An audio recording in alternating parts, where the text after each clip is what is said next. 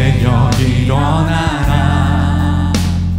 주께서 부르시니 두려움과 실패 내려놓고 교회여 일어나라. 다시 한번 교회여 일어나라. 교회여 일어나라. 주께서 보내시니 우릴 부르신 삶의 자리에서 교회여 일어나라. 우린 세상의 빛, 하나님의 편지, 주의 교회를 통해 세상이 주를 보리라. 일어나라, 일어나라. 아버지 사랑으로, 내 아버지 능력으로 서로 하나 되어 그 빛을 비추라. 노래하라 아버지의 사랑을, 내 아버지의 크심을 이 삶의 노래로 주님을 나타내라. 일어나라. 다시 한번 교회를 향해 선포하십시다. 일어나라. 일어나라. 다시 한번 주님, 우리가 교회를 축복합니다.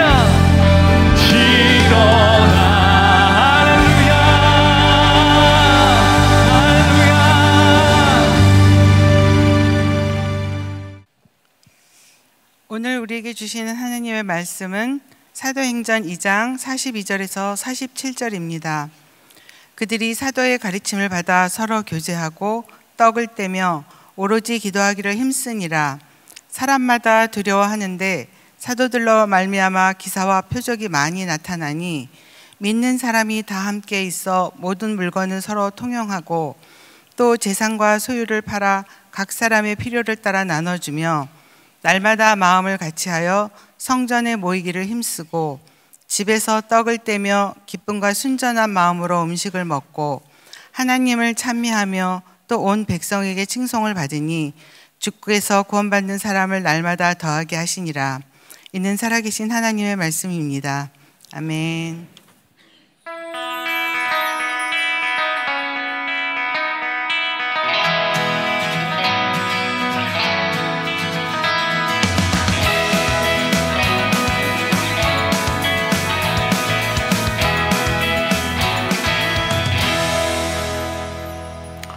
자, 우리가 계속해서 물어야 되는 물음이 있습니다. 과연 만나교회는, 우리의 사역은 초대교회의 모습을 담고 있는가?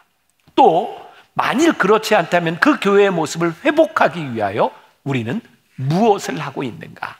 이 질문을 묻는다면 우리 교회는 절대로 잘못되지 않을 것이다 라는 생각을 해요. 자, 이 꿈에 대한 이야기를 하면서 우리들이 좀 기억해야 될 만한, 생각할 만한 이야기를 하나 여러분들에게 들려드립니다. 어떤 사람이 시골 이렇게 상점에 들어가게 되었는데 그 입구에 그런 표지판이 있더래요. 위험, 개조심. 이 성전 안에 들어가서 이 사람이 어떤 개조심이라는 얘기를 들었으니까 조심히 딱 들어갔는데 그 상점 안에 큰 사냥개 하나가 누워 있더라는 거예요. 근데 아무리 봐도 저 잠들어 있는 그 사냥개가 이렇게 조심해야 될 만한 개처럼 보이지 않는 거예요. 그래서 주인에게 물었답니다. 내가 조심해야 되는 개가 저 개인가요? 그랬더니 주인이 이야기합니다. 물론이죠. 전혀 위험해 보이지 않는데요. 예, 그런데요, 주의하지 않으면 저 개에 걸려서 넘어집니다. 개조심이라는 이유가 그렇게 쓴 거예요. 이 이야기는 레너드 스윗이라고 하는 유명한 미래학자의 책 미래 크리스천이라는 책에 나오는 이야기입니다. 중요한 질문을 던지고 있는 거예요. 지금 교회가 혹시 우리들이 미래의 걸림돌이 되고 있지는 않은가? 우리의 신앙이 다음 세대를 나아가게 하는데 방해하는 방해물은 되어 있지 않은가? 우리를 살펴보라는 이야기예요. 제가 여러분들과 함께 나누려고 하는 이 꿈에 대한 이야기는 단순한 교회 부흥이나 교회 성장에 대한 이야기가 아니에요. 제가 믿고 있는 게 하나 있습니다. 교회가 이 땅의 소망입니다. 교회가 이 땅의 소망입니다. 교회가 올바로 바로 서야 이 나라와 이 민족이 바로 설 수 있고 다음 세대에 소망이 있습니다 라는 믿음을 저는 가지고 있어요. 그러니까 우리가 꿈꾸는 이 교회가 진정 소망이 되기 위해서 교회가 어찌 해야 되겠는가? 지난 3년 이 코로나 기간을 지나가면서 만나교회는 그런 브랜드 네임을 하나 얻게 되었어요. 미래를 준비하는 교회. 제가 지난해 미국에 오랜만에 가서 목회자들 대상으로 이렇게 세미나나 또 이렇게 설교를 하게 되었어요. 사람들이 저에게 끊임없이 묻는 거예요. 만나교회는 이 팬데믹 기간에 어떻게 그렇게 잘 준비하셨습니까? 이 팬데믹이 끝나면 우리들이 무엇을 준비해야 될까요? 어떤 세상이 올까요? 제 대답은 간단합니다. 몰라요. 근데 자꾸 물어요. 어떻게 될 거냐고. 그거 알면 내가 돗자리 깔지. 내가 지금, 그죠? 저 몰라요. 그런데 왜 만나교회는 이런 브랜드 네임을 가지게 되었는가? 팬데믹이 올지는 우리들이 몰랐지만 우리가 끊임없이 미래를 준비하고 있었기 때문이죠. 자, 오래된 교인이 아니고는 잘 모르는 이야기입니다. 2003년 제가 만나교회 담임이 되었을 때 저에겐 꿈이 있었어요. 어떤 교회가 되면 좋을까? 제가 꿈꾸는 교회라는 책을 그때 썼죠. 그러면서 만나교회 교인, 이 분당 지역에 있는 교인들, 그리고 예수를 믿지 않는 사람들에게 설문조사도 하고 우리가 흔히 이야기하는 포커스 그룹 인터뷰도 하고 사람들의 생각을 묻고 그리고 방향을 어떻게 성경적으로 정해야 될까 고민하며 비전 2020이라는 것을 발표했어요. 그리고 놀랍게도 하나님께서는 우리들이 2년여 동안 준비하게 한 그런 로드맵을 따라 교회가 잘 갔어요. 그리고 2015년이 되었을 때 10년을 지나며 우리가 해온 방향이 맞는지 앞으로 우리 교회는 어떤 우선순위를 가지고 나가야 되는지를 다시 한번 공부하고 우리들이 리서치를 하고 교인들에게 물었어요. 우선순위를 물었어요. 다 중요하지만 그때 6천여 명 이상의 성도들이 스티커 작업을 했고 우리 우선순위는 여기에 있습니다. 그 첫 번째가 다음 세대였고 그리고 그때 나온 우선순위 중에 하나가 미디어 사역이었어요. 2015년부터 우리가 그렇게 준비했던 그 미디어 사역이 이 팬데믹 기간에 꽃을 피운 거예요. 와, 이렇게 준비될 수도 있구나. 그리고 2018년도 저는 여러분들에게 이제 우리 교회는 토요 예배를 드립니다 라고 하는 토요 예배를 선포했고 그 토요 예배를 드리는 이유 가운데 하나 교회론에 대한 설명을 하면서 교회는 건물이 아닙니다. 우리 교회는 담장을 넘어야 됩니다. 2018년부터 그렇게 시리즈로 설교를 하고 났는데 2020년에 팬데믹이 딱 터지면서 이 교회에서 우리들이 예배를 드릴 수 없는 그런 상황 가운데서 우리 교회는 전혀 당황하지 않았어요. 왜? 교회는 건물이 아니니까. 그리고 우리는 가정에서 예배를 드리며 많이 힘들고 슬펐죠. 저 혼자 이 빈 공간에서 몇 달 동안 설교를 하면서 너무 힘들었어요. 그러나 우리들이 먼저 얘기했던 교회에 대한 꿈, 교회는 건물이 아니고 우리들이 드리는 그곳이 예배 처소가 될 수 있습니다 라고 하는 선교적 교회에 대해서 이미 이야기할 수 있었기 때문에 우리 교회는 팬데믹 기간에 전혀 달라진 것이 없었어요. 단지 여기에 사람들이 없었을 뿐이죠. 팬데믹 기간 중에 온라인으로 이렇게 방송을 하고 또 이제 온라인이 끝나면서 이거 온라인으로 예배를 드려야 돼 말아야 돼 고민을 하고 있지만 우리 교회는 고민을 할 이유가 없었어요. 왜? 이미 한 15년 전부터 교회에 올 수 없는 사람, 2교대로 근무하는 사람, 3교대로 근무하는 사람, 소위 말하는 가나안 성도들을 위하여 우리가 복음을 가지고 그들에게 가야 되겠다라고 생각하고 이미 모든 예배를 실시간으로 스트리밍 서비스를 하고 있었기 때문에 팬데믹 기간에 우리들에게 달라진 건 아무것도 없었어요.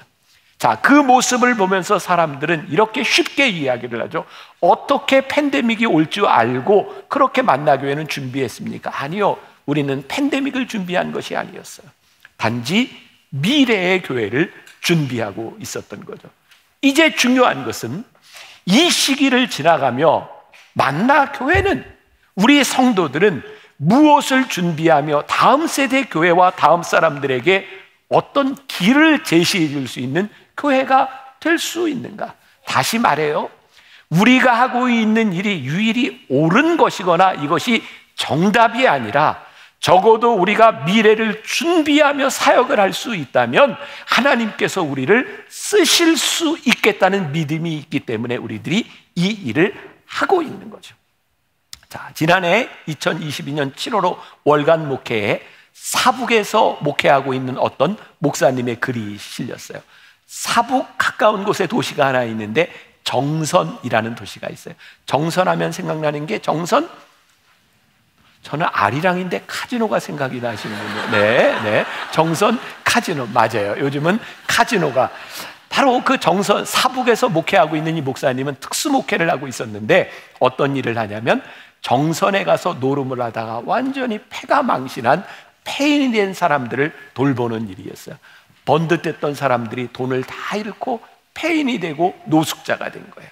그 교회는 그런 분들을 다 데려다가 먹여주고 재워주고 또 일자리를 주고, 그런데 한 달 동안 그렇게 일자리를 주고 돈도 벌게 해줬는데 월급을 딱 받는 순간 거의 대부분이 다시 정선에 가서 카지노에 가서 돈을 다 잃는 거예요. 고민이 생겼습니다. 이거 계속 해야 되는 일입니까? 근데 주님께서 그런 대답을 주시더래요. 계속 해야지. 우리 주님이 그러셨잖아. 주님이 우리를 그렇게 사랑하시고 끝까지 우리를 포기하지 않고 품어주셨잖아. 그러니 해야지. 나의 호불호에 대한 문제가 아니라 주님께서 그렇게 하셨으니 우리가 해야지. 이게 교회의 사역이고 교회의 방향이 되는 거죠. 우리가 왜 꿈꾸는 교회, 왜 우리 교회의 미래를 말해야 되는가? 미래에도 이것은 하나님이 원하시고 하나님이 하시는 일이야 라고 하는 방향에 우리가 분명히 서 있어야 되는 것이 아니겠습니까? 제가 여러분들에게 조금 충격적인 이야기를 하려고 하니 마음을 단단히 붙잡고 들으세요. 자, 5월 첫 주가 되면 우리 교회에 충격적인 일이 벌어집니다. 바로 이 본당 안에서 패션쇼를 준비하고 있어요. 안 놀라시는군요. 근데 그런 어떤 허접한 패션쇼가 아니라 진짜 패션쇼를 미스 코리아 진선미부터 네, 좋아요. 네. 아무튼 이 패션쇼를 준비하고 있어요. 근데 웬 패션쇼? 지난 이태원에서 할로윈 그 참사를 우리들이 목격하고 많은 사람들이 여러 가지 반응을 보였어요. 불쌍하고 안 된 마음, 마음 아픈 마음도 있지만 쟤네들 젊은 애들이 왜 저렇게 저기 모여? 그런데 아무도 그 일에 대하여 대안이나 젊은이들에 대하여 길을 제시하지 않는 거예요. 모르겠어요. 우리 교회가 하는 일이 이것이 올바른 방향이 돼서 하나님이 그것을 계속 쓰실지 아니면 한 번의 이벤트로 끝날지 모르겠어요. 그러나 한번 해보려는 거예요. 젊은이들이 모여서 어떤 분장을 하고 어떤 모양으로 아이들이 젊음을 발산해야 될지 모르지만 한번 교회가 젊은이들에게 한번 그 장을 만들어줬으면 좋겠다. 이게 커스텀 이렇게 분장하는 그런 문화를 교회가 한복 패션쇼, 힙합 패션쇼를 하면서 이 지역에 있는 젊은이들에게 교회로 와라. 그리고 어른들이 아이들에게 안전하게 아이들의 젊음을 발산할 수 있는 장소를 만들어주고 거기에 젊은 디자이너들이 물건을 만들고 우리들이 그거 팔아주고 그리고 젊은이들이 희망을 가지고 일할 수 있는 그곳이 다른 곳이 아니라 교회가 되었으면 좋겠다. 어떤 반응이 나올지 어떤 결과가 나올지 몰라요. 그러나 하나님께서 만나교회를 이 땅에 세워주시고 젊은 세대들에 대해 하나님이 우리들에게 꿈을 가지게 하셨다면 우리가 해보는 거예요. 하나님이 원하시면 하나님이 새로운 길을, 우리나라의 새로운 문화를 열어주실 것이고 그 교회가 하는 일이 아니다 하시면 하나님이 스탑하고 막으실 거예요. 우리는 아직 알지 못해요. 그러나 준비하며 이 길을 가야 되겠다는 거예요. 여러분들이 만나교회 신앙생활하면서 우리 교회가 여러분들이 해야 되는 그 일이 때로는 실패할 수 있어요. 저는 이런 믿음이 있거든요. 10개 해서 하나만 성공해도 우리는 성공하는 거야. 그런데 아무것도 하지 않으면 우리는 미래를 준비할 수 없는 거예요. 그러니까 참 여러분들도 교회 선택을 잘했는지 잘못했는지 모르겠어요. 그런 교회 여러분들이 오셨어요. 그러나 한 가지 분명한 건 우리는 꿈을 꾸고 있다는 거예요. 꿈을 꾼다고 하는 것은 이렇게 미래적인 그런 뉘앙스를 가지고 있는데, 조금 전에 언급했지만 교회의 꿈은 늘 초대교회를 바라봐요. 오늘 본문 말씀에 나오는 초대교회 별거 안 했다고요. 보니까 기껏해야 모여서 떡을 떼고 함께 기도했고 필요한 것이 있으면 나누었다. 그런데 중요한 것은 그 공동체에 기사와 이적이 일어났고, 예배하는 공동체를, 하나님을 찬송하는 공동체를 세상의 백성들이 칭송했더니 하나님께서 구원받은 자를 더하셨다라고 되어 있어요. 그동안 우리가 잘못된 생각을 가지고 있었던 게 있는 것 같아요. 그게 뭐냐면 교회가 늘 부흥을 꿈꿨던 거죠. 초대교회는 부흥을 꿈꾸지 않았습니다. 예수님의 말씀에 헌신된 제자들이 되어 말씀대로 살아갔더니 그 교회가 세상에 칭송을 받았고, 하나님께서 구원받은 숫자를 더하셔서 교회가 부흥되었다는 거예요. 교회는 부흥하기 위해서 존재하는 공동체가 아니라 하나님의 말씀대로 살았더니 하나님께서 구원받는 숫자를 더하셔서 그 결과로 부흥의 역사가 일어나는 거예요. 우리가 믿는 것이 있어요. 우리들이 말씀대로 살아가면 하나님께서 이 공동체에 구원받는 숫자를 더하시는 교회가 된다라는 믿음을 가지고 우리는 살아가는 거예요. 저는 이 꿈에 대한 이야기를 하면서 그냥 제 속에 그런 꿈의 날개를 한번 달아보았어요. 오래전 2003년으로 돌아가요.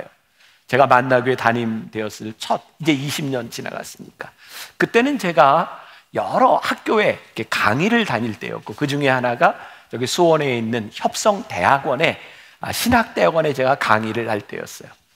그때는 차를 타고 이렇게 1시간씩 이렇게 오고 가야 되는 때였는데, 제가 차를 타고 올 때면 늘 라디오 방송을 들었어요.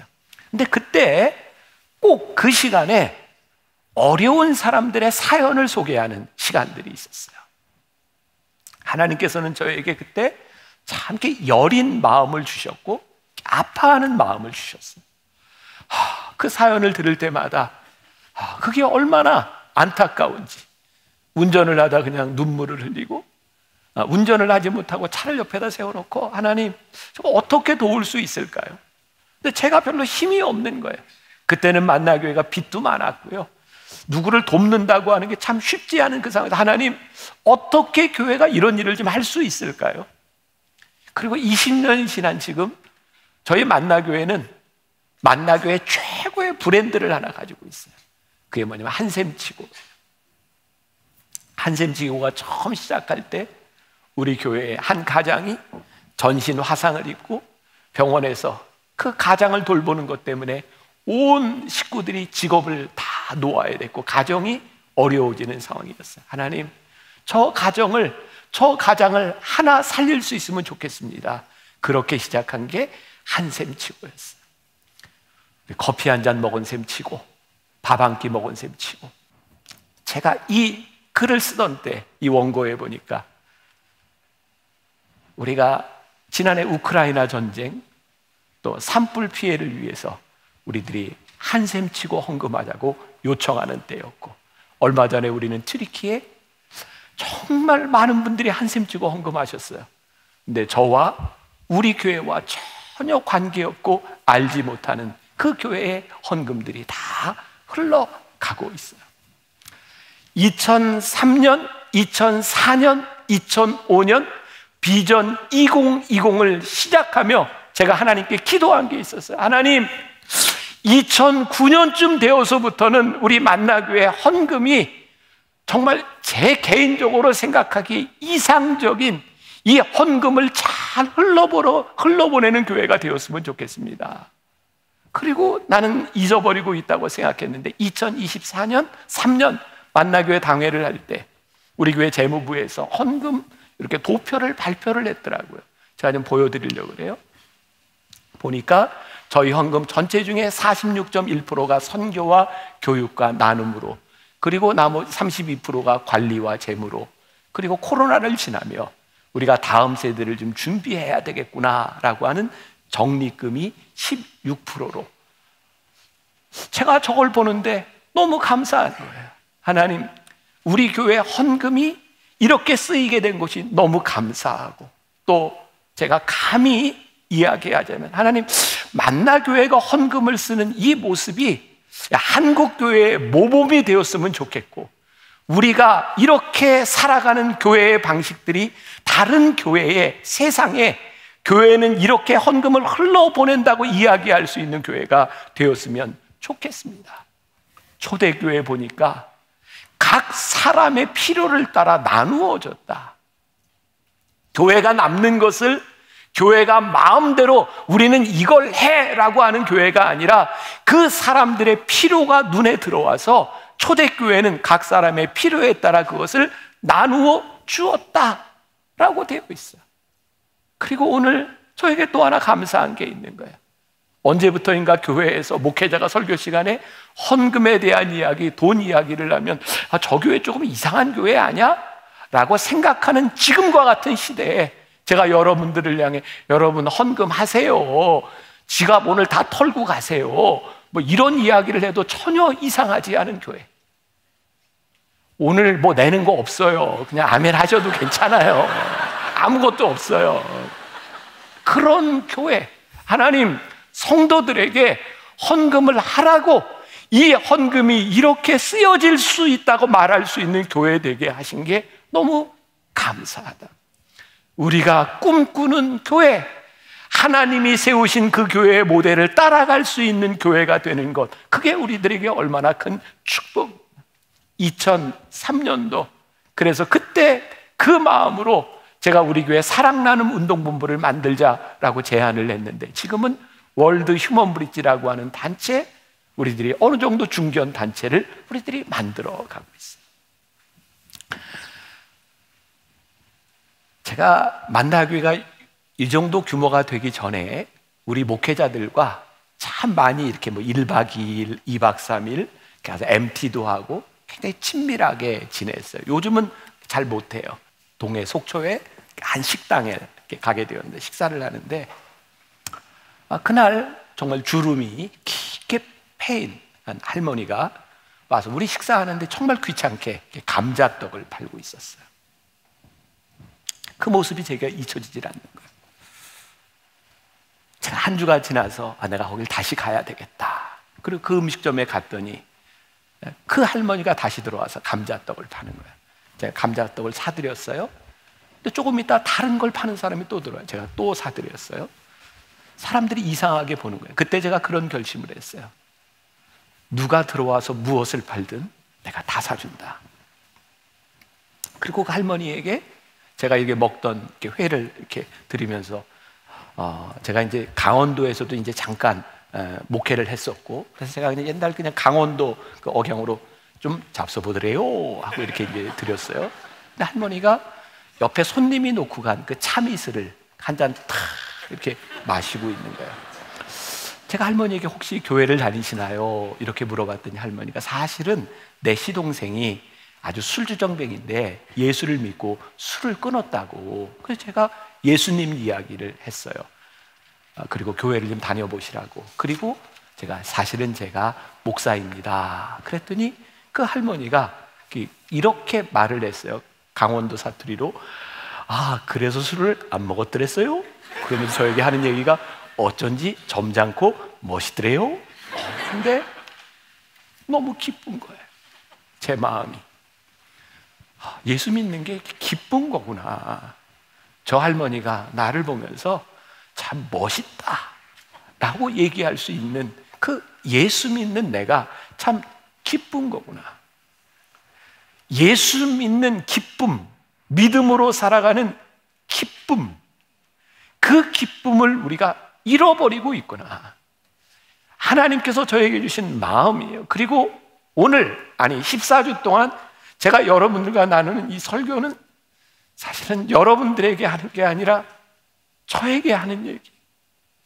하나님 그때 저에게 그 마음을 주셨었는데 제가 그 마음을 많이 잃어버린 것 같아요. 하나님 그 마음이 다시 회복되게 하시고 하나님 우리 만나교회가 이 꿈을 이루는 교회가 되게 하여 주옵소서. 사실은 저에게 하는 이야기이기도 해요.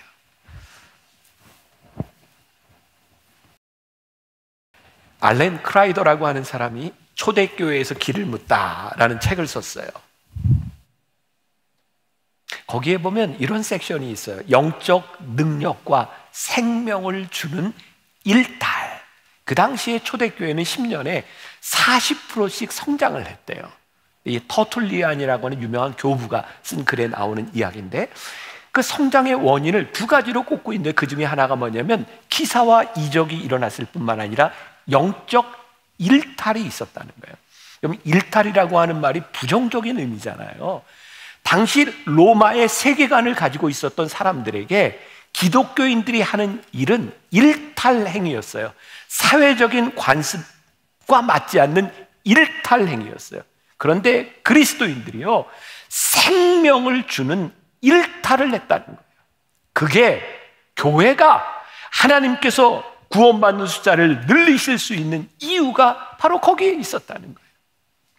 저에게, 아니 우리들이 끊임없이 물어야 될 질문이 있어요. 교회는 앞으로도 제가 계속해서 이야기하고 지난주에도 이야기했지만 교회 중심적인, 건물 중심적인 사고가 아니라 하나님 마음이 어디에 있는지를 아는 교회가 되어야 될 터인데, 제가 10여 년 동안 아직도 시달리는 게 하나 있어요. 그 온라인을 통해서 저에게 굉장히 이렇게 이제 적대시하는 글들이 있어요. 그게 뭐냐면 제가 동성애 찬성론자라는 거예요. 근데 그 말이 나오게 된 이유가 10여 년 전 제가 이제 성경 공부를 하는데 우리 성도 중에 하나가 저에게 이런 질문을 했어요. 목사님, 교회에서 그 에이즈 환자들이나 동성 연애자들에 대하여 어떤 태도를 취해야 되나요?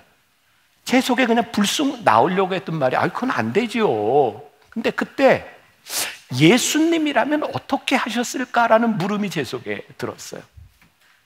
우리가 성경적 가치관을 가지고 우리가 어떻게 동성애에 대해서 찬성을 할 수 있겠습니까? 성경을 믿고 있는 우리들에게는 분명한 성경적 가치관이 있어요. 죄와 그렇지 않은 것에 대한 구별이 있어요. 그런데 예수님께서는 그것은 죄야 라고 말씀하시는 것이 분명히 있는데, 그 죄를 지은 사람들에 대한 예수님의 긍휼한 마음이 한 번도 떠난 적이 없었어요. 왜 우리는 죄와 죄인, 그런 것들을 동일시하면서 죄 지은, 아직은 하나님을 믿지 않지만 하나님을 믿어야 될 사람들에 대하여 예수님처럼 긍휼히 여기는 마음이 없을까? 저에게 드는 우리 교회가 가져야 되는 굉장히 중요한 질문이라고 생각해요. 예수님이라면 어떻게 하셨을까? 지난주에 저에게는 굉장히 저에게 굉장히 중요한 일이 있었어요. 저희 교회가 예전에 한샘치고 헌금을 해서 몽골에 있는 아가페 병원을 짓는데 돕자 하는 헌금을 했어요. 기억하세요? 교인들이 정말 많이 참여를 해주셨어요.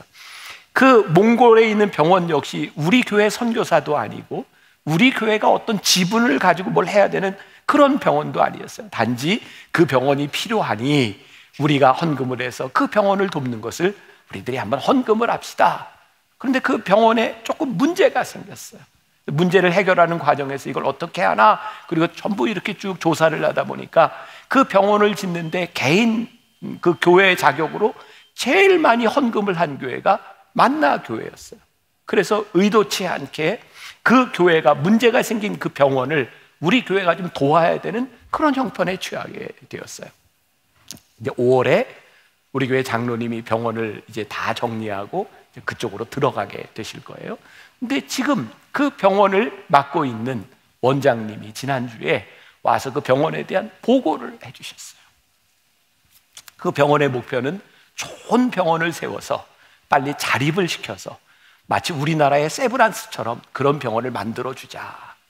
그런데 이번 코로나 기간에 그 몽골에도 노숙자들이 많이 생기고 어려운 사람들이 병원을 찾아오는데, 이번 겨울에 한 환자가 찾아왔는데 발에 화상을 입고 정말 이렇게 볼 수 없는 그런 몰골로 병원을 찾아왔고 온 몸이 이렇게 소변 냄새로 찌들어서 노숙자가 찾아온 거예요.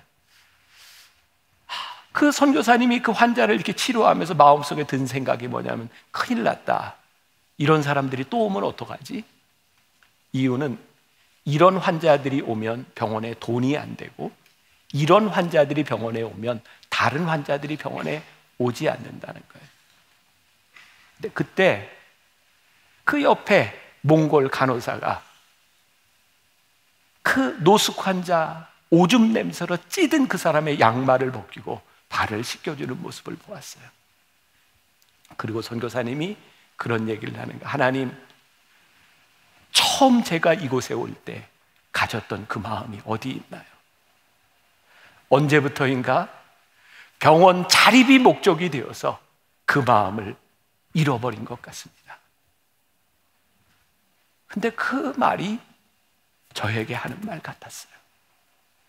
하나님, 만나교회, 이 교회를 세우시고 하나님 저를 담임 목사로 보내시고 그 아픈 마음과 여린 마음을 주셔서 우리 교회가 무엇을 해야 될지 흘렸던 그 눈물의 마음을 하나님, 제가 잊어버리고 여기 있는 것 같습니다.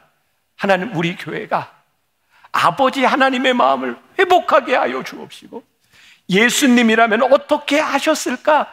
그 교회의 모습을 회복하게 되어지기를 간절히 소원합니다. 말씀을 마무리해야 될 것 같아요. 뉴질랜드 복음주의자 브라이언 매드웨이라는 사람이 이런 말을 했어요. 교회에는 예수님을 사랑하는 자들로 가득 차 있다. 그러나 정작 예수님이 사랑하시는 대상을 사랑하지 않고 있다. 오늘 우리 예배드리면서 찬양하면서 다 그런 고백하지 않아요? 하나님 사랑합니다. 하나님을 예배합니다. 그런데 예수님이 사랑하는 자들에 대한 마음이 우리들에게 없다면 우리는 뭔가 잘못 가고 있는 게 분명하지 않겠습니까? 이 설교는 여러분들에게 뿐만 아니라 저 자신에게 하는 이야기라고 했어요. 하나님, 제가 만나교회 담임이 되어서 그때 가졌던 그 마음, 교회가 가야 될 그 길, 우리가 꿈꾸게 하셨던 그 교회 길을 우리가 끝까지 가게 하여 주옵소서. 하나님께서 여러분들을 부르셔서 여러분들을 그리스도인으로 부르셨을 때 여러분들 마음에 주셨던 그 마음이 변치 않도록 하나님, 그 마음이 우리 가운데 살아있을 수 있도록 하나님, 우리가 꿈꾸는 교회, 다시 꿈꾸는 교회는 내 마음대로 하는 교회가 아니라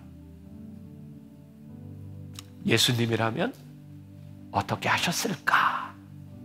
그 물음을 가지고 우리가 정말 멋진 교회, 우리의 다음 세대들이 그래, 저 교회를 보니 우리가 가야 될 길이 저기에 있는 것 같아. 그렇게 믿음의 후배들이 우리를 따라올 수 있는 그런 교회를 함께 꿈꾸며 만들어 가보시지 않겠습니까? 우리 함께 찬양하면 좋겠습니다. 교회여 일어나라.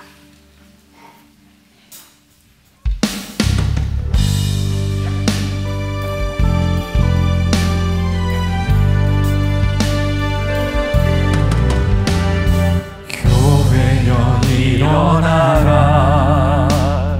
주께서 부르시니 두려움과 실패 내려놓고 교회여 일어나라. 교회여 일어나라. 주께서 보내시니 우릴 부르신 삶의 자리에서 교회여 일어나라. 우린 세상의 빛, 하나님의 편지, 주의 교회를 통해 세상이 주를 보리라.